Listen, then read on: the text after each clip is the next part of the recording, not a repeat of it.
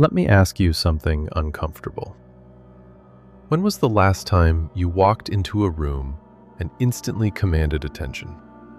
Not because of what you said, but simply because of who you are. If you're being honest with yourself, the answer is probably rarely, if ever. And here's why that matters. Right now, in boardrooms, in social circles, in every human environment you exist in, there are people with less intelligence than you, less work ethic than you, less genuine talent than you, who are winning. They're getting the promotions, they're building the networks, they're living the life you've mapped out in your head, but somehow can't seem to reach. This isn't an accident, it isn't luck, and it certainly isn't unfair. It is, however, something almost nobody will ever tell you directly. The people at the top of every hierarchy, social, professional, personal, are not necessarily the best people. They are the most psychologically aware people. They understand something about human nature that the majority of the population either refuses to learn or has been deliberately kept from understanding. What you're about to hear in the next 18 minutes will either wake something up inside you, or it will make you deeply uncomfortable. Both reactions are correct. Both reactions mean it's working. 5 centuries ago, a Florentine diplomat named Niccolò Machiavelli sat in exile and wrote down everything he had observed about power, human nature, and the mechanics of influence. He wrote not what people wanted to hear, but what was actually true. His observations were so brutally accurate that powerful men feared them. His writings were banned, burned, called dangerous. They were dangerous to those who depended on your ignorance. Today, I'm going to give you 8 principles drawn from that same ruthless understanding of human psychology. These are not feel-good theories. These are not motivational slogans. These are cold, operational truths about how influence actually works, and how you can begin using them starting today. But first, a warning. Once you understand these principles, you cannot unknow them. You will begin seeing every social interaction differently, every conversation, every power dynamic. You will see the invisible architecture underneath every human relationship. Some people find that liberating.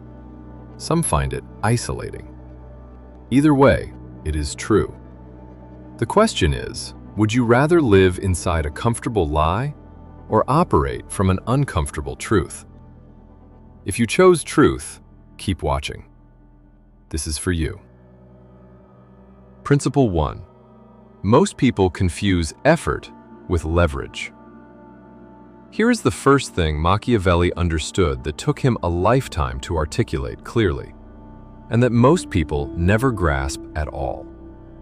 Hard work by itself is not a strategy. It is a contribution, and the world does not automatically reward contributions. It rewards leverage. Think about what leverage actually means. Leverage means you have positioned yourself in such a way that others need you more than you need them. Leverage means that your absence costs people something they genuinely cannot afford to lose.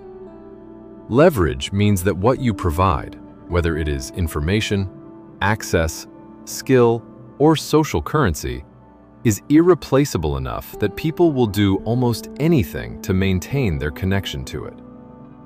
Most people spend their entire lives getting better at what they do, sharpening their craft, improving their output, working longer hours, without ever stopping to ask the more important question: have I made myself indispensable? Machiavelli wrote about the difference between a leader who is loved and a leader who is needed. Love, he observed, is conditional. It evaporates when circumstances change, when emotions shift, when someone more entertaining comes along. But necessity, true structural necessity, is a form of control that operates completely independently of feelings. When you are loved, people are loyal to you until it becomes inconvenient. When you are needed, they are loyal to you because they have no other rational choice. This is not cynical. This is accurate. So the question you need to be asking yourself, right now, honestly, without ego, is this. If I disappeared from my professional environment tomorrow, would people scramble to replace what I bring? Or would they simply move on with minimal disruption? If the answer makes you uncomfortable, that discomfort is useful. It is telling you something specific about where your real work needs to happen. Begin identifying what you uniquely provide. Begin making that provision more visible, more strategically timed, and more structurally embedded in the systems around you. Stop being the person who works the hardest. Start being the person without whom the work cannot function. That is leverage. And leverage is the foundation everything else is built on. Principle 2. Your composure is your most dangerous weapon. There is a particular kind of person who enters a conflict and immediately loses. Not because their argument is weak, not because they are wrong, but because they let their emotions become visible before their reasoning does. You know this person. You may have been this person. Machiavelli understood something about composure that most modern psychology is only now beginning to catch up to. Emotional control is not simply a personality trait. It is a power mechanism. It is a signal that radiates outward into every interaction you have, communicating one of two things: either that you can be rattled or that you cannot. People who can be rattled are manageable. They are predictable. Once you know what triggers someone emotionally, you essentially hold a remote control for their behavior. Push this button, get this reaction, every time, without fail. People who cannot be rattled are formidable. They are genuinely unpredictable in the most unsettling way possible, because you cannot manipulate what you cannot destabilize. Here is what composure looks like in practice. Someone challenges you in a meeting. Someone undermines your credibility in a social setting. Someone attempts to publicly diminish your status in a group you both belong to. The reactive person defends immediately. They explain, they justify, they get louder, or they get visibly hurt. Either way, they have communicated something devastating. This attack reached me. You have power over my emotional state. The composed person does something entirely different. They pause. They let silence do work that words would ruin. They respond, if they respond at all, from a position of such obvious calm that the attacker suddenly looks irrational by comparison. Machiavelli understood that timing is everything in the exercise of power. A response delivered from composure lands with far greater force than a response delivered from reactivity, because a composed response is chosen and a reactive response is extracted. When people cannot extract reactions from you, they cannot control the narrative of the interaction. They cannot make you look weak, because weakness requires visible distress. They cannot make you look defensive, because defense requires visible fear. Your composure becomes a kind of armor, not passive armor, but active armor. It does not simply protect you. It communicates, constantly and clearly, that you are operating on a level that ordinary emotional manipulation simply cannot reach. Develop this. Practice it. Let people push your buttons in low-stakes situations and use those moments to train yourself out of automatic reaction and into deliberate response. It is one of the most transformative skills you can build, and almost nobody talks about it seriously. Principle 3. Selective presence amplifies your value. Here is something counterintuitive that Machiavelli observed in the courts and political structures of Renaissance Italy, and that remains completely true today. The more available you are, the less valuable you become. This is not an opinion. It is basic human psychology, operating exactly as it has always operated. Scarcity creates perceived value. Abundance destroys it. And this principle applies not just to goods and resources, it applies with surgical precision to people. Think about the individuals in your life whose presence genuinely matters to you. The people whose approval means something. The people whose attention feels like it carries weight. Are they people who are constantly available? Who say yes to everything? Who show up to every invitation, respond to every message within seconds, make themselves infinitely accessible? Almost certainly not. The people whose presence matters tend to be selective about where they invest their time and attention. And because they are selective, when they do show up, when they do engage, when they do endorse something or someone, it means something. Their presence becomes an event rather than a default. Machiavelli wrote extensively about the strategic use of absence and availability as tools of influence. A ruler who could be seen by anyone at any time became ordinary. A ruler who controlled access to himself created an atmosphere in which that access was prized, competed for, and treated as meaningful. Now apply this to your own life. If you are the person who never misses anything, who is always there, who makes yourself endlessly available to everyone around you, you have inadvertently trained the people in your life to take your presence for granted. You have removed the scarcity that creates value. This does not mean becoming cold or deliberately cruel with your availability. It means becoming genuinely selective. It means developing standards for what deserves your time, your energy, and your attention. And holding those standards consistently enough that people begin to understand that your presence is not guaranteed. When people cannot take you for granted, something shifts. The dynamic changes. The interactions you do participate in carry more weight. Your contributions are noticed more acutely because their absence is now imaginable. Begin being selective, not performatively, genuinely. Develop a real sense of where your presence adds value and where it simply fills space. And then, slowly but deliberately, stop filling space. Principle 4. Words spoken are power surrendered.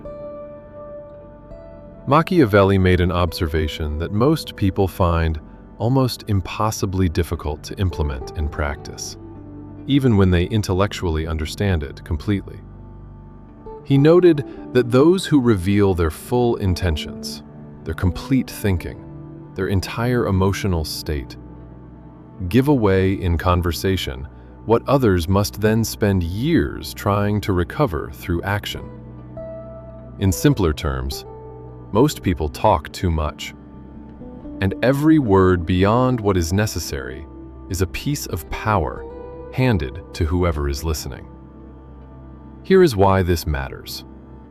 When you speak, you provide information, and information in any human environment is a resource that gets used, not always by people who want good things for you. When you tell someone your ambitions, you have given them a map of what to obstruct if they want to slow you down. When you explain your reasoning before being asked, you have provided a blueprint for counterargument. When you share your insecurities, even subtly, even without realizing it, you have handed someone a catalog of the pressure points that will most effectively destabilize you. Strategic silence, on the other hand, is one of the most underrated forms of psychological power available to you. When you speak less, people listen more carefully to what you do say. When your thoughts are not freely available, people attribute more depth to them. When you do not explain yourself constantly, people tend to fill the silence with assumptions that frequently work in your favor. There is also something specific that happens in negotiation, in conflict, in any situation where two people are trying to get something from each other. The person who speaks first, explains most, and reveals their position most clearly almost always ends up with the weaker outcome. Not because they were less intelligent, because they were less strategic with their information. Machiavelli observed this in diplomatic negotiations, in political alliances, in military strategy. The side that held its intentions closest and forced the other to act on incomplete information almost always had the positional advantage. Train yourself to speak with intention rather than compulsion. Identify the moments when you speak simply to fill silence or to manage the discomfort of being observed, and practice not doing that. Let silence be comfortable. Let mystery be intentional. Let what you choose not to say become as deliberate as what you choose to say. The person in the room who listens more than they speak almost always knows more than everyone else. And knowing more, while revealing less, is one of the foundational mechanics of lasting influence. Principle 5. Reputation is infrastructure. Build it deliberately. Your reputation is not something that happens to you. It is something that gets built, either by you, deliberately and strategically, or by the perceptions, assumptions, and narratives of everyone around you. If you are not actively managing your reputation, someone else is passively building it for you, and the version they build will almost always serve their interests more than it serves yours. Machiavelli was extraordinarily clear on this point. He understood that in any environment where people interact, political courts, social circles, professional hierarchies, reputation functions as a kind of currency. It opens doors before you arrive. It shapes how your actions get interpreted. It determines whether a mistake gets written off as a rare exception or treated as evidence of a fundamental character flaw. Two people can make the exact same error. The person with a carefully cultivated reputation of competence and reliability will have that error absorbed into a larger positive narrative. The person with a weak or neglected reputation will have it become the defining story. This is not fair. Machiavelli never claimed it was fair. He simply documented that it was true, and that pretending otherwise was a luxury that the powerful could not afford. So what does deliberate reputation management actually look like? It starts with understanding what specific qualities you want to be known for, and then ensuring that your visible behavior consistently demonstrates those qualities. It means understanding that first impressions are disproportionately sticky, that the initial story people tell about you takes enormous effort to overwrite, and therefore investing serious attention in how you present yourself in high-stakes early encounters. It means being aware of who is telling stories about you, in what contexts, and with what framing, and occasionally, strategically, introducing counter-narratives through your actions rather than your protests. And it means protecting your reputation with the same seriousness you would protect any other genuinely valuable asset, because losing it is often far more costly than the immediate situation that causes the loss. Build your reputation consciously. Tend it carefully. Understand that it is always being observed and always being revised, and that you have far more control over that revision than most people ever exercise. Principle 6. Alliances are assets. Choose them with strategy, not sentiment. Machiavelli was perhaps most controversial on the subject of relationships and alliances, because he was coldly honest about something that most people experience emotionally. Not all relationships are created equal, and treating them as if they are is a strategic error with real consequences. Every relationship you invest in costs you something: time, energy, emotional bandwidth, social capital. These are finite resources, and like any finite resource, how you allocate them determines outcomes that compound over time. The person who invests equally in every relationship, who gives the same energy to those who drain them as to those who elevate them, who maintains the same loyalty to those who undermine them as to those who support them, is not being kind. They are being imprecise. And imprecision with your resources in any domain leads to depletion. Machiavelli wrote about the critical importance of choosing allies not based on affection or convenience, but based on alignment of interests. The most durable alliances, he observed, are built not on emotion, which fluctuates, but on mutual benefit, which is structural. This does not mean you should have only transactional relationships. It means you should be honest with yourself about which of your relationships are genuinely reciprocal, where energy flows in both directions, where your investment actually returns value, and which are asymmetrical, where you consistently give more than you receive. Begin mapping your relationships with honest, strategic eyes.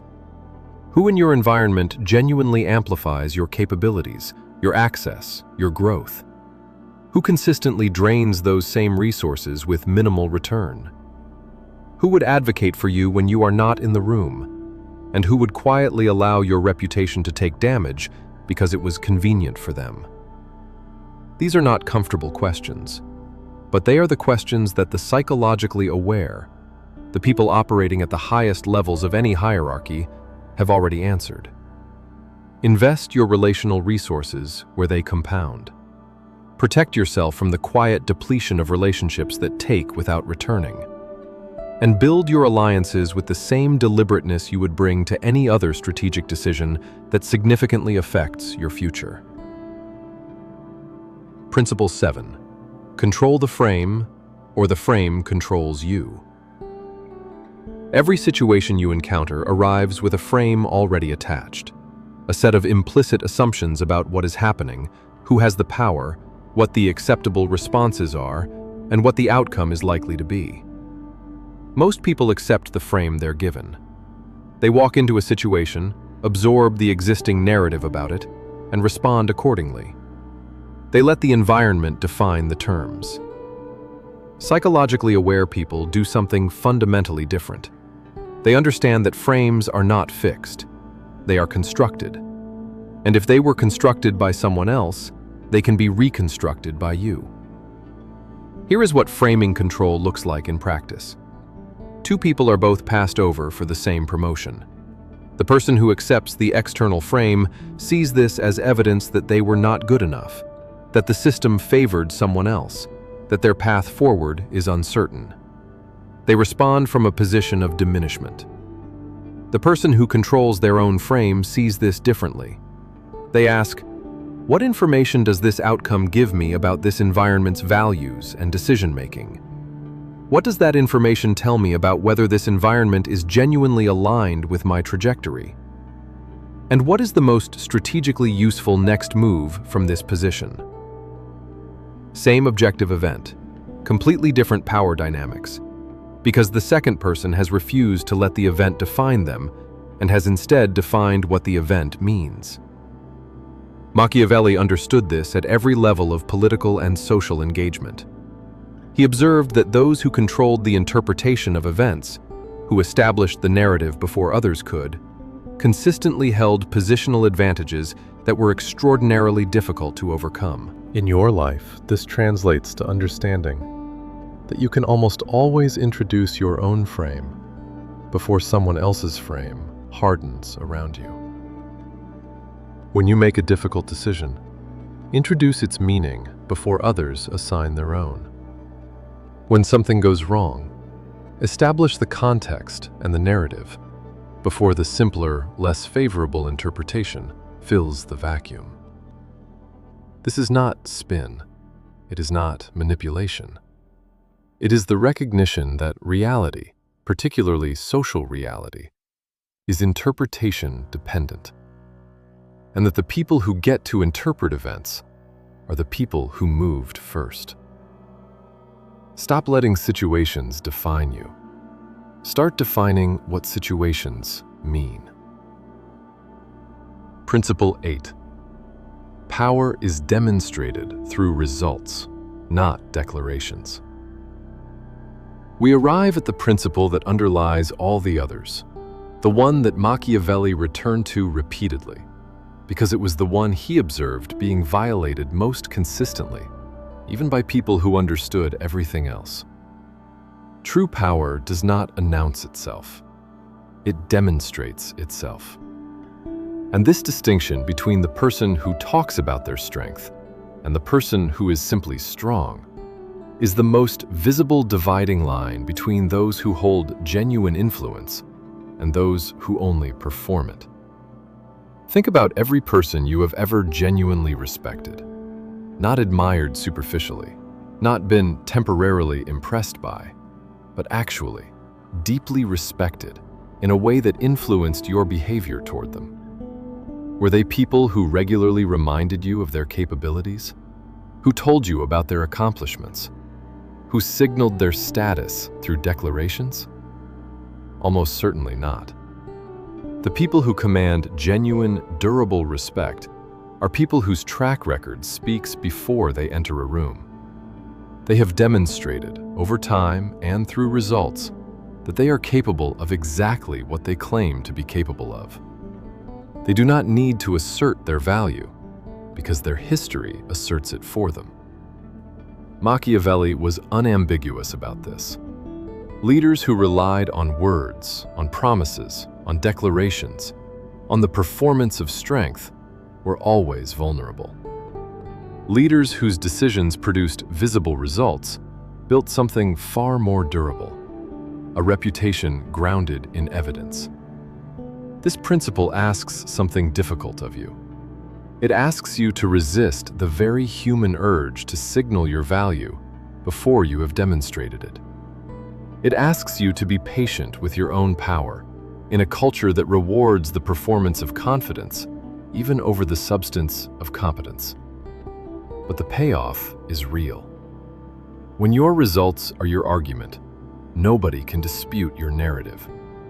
When your track record is your credential, nobody needs to be persuaded of your value. When your influence is built on demonstrated outcomes rather than claimed potential, it becomes structurally unassailable in a way that no amount of self-promotion ever achieves. Build in silence. Demonstrate through outcomes. Let the results create the reputation that makes everything else unnecessary. This is not passivity. It is the most active form of power available to you. The quiet, relentless production of evidence that makes your authority undeniable. Begin today. Not with declarations, with decisions, with actions, with the first visible result of someone who has decided to stop performing power and start building it. The choice in front of you. 8 principles. 1 underlying truth. The world operates on psychological mechanics that most people are never taught, actively encouraged to ignore, or told make them a bad person for understanding. And while they remain ignorant of those mechanics, comfortable in their ignorance, virtuous in their naivety, the people who do understand them continue to build influence, accumulate resources, and shape the environments that everyone else simply reacts to. Machiavelli did not write for the majority. He wrote for those rare individuals willing to look at human nature clearly, without the flattering filters of wishful thinking, and to use what they saw to build something real. You have just spent 18 minutes with those same principles. You now understand that leverage matters more than effort alone. that composure is a weapon, that selective presence creates value, that restraint in speech is power, that reputation must be built deliberately, that alliances require strategic thought, that frames can be controlled, and that real power is demonstrated, never declared. What you do with this understanding is the only question that matters now. You can walk away from this, return to the comfortable patterns you came in with, and continue producing the same results. That is a choice. It is a common one. Or you can begin quietly, deliberately, without announcement, to implement what you have learned. One principle, one interaction, one deliberate choice at a time. The people who are ahead of you did not get there by being louder or luckier or fundamentally better than you. They got there by understanding how the game actually works and then playing it with full awareness. Now you understand it too. The next move is yours.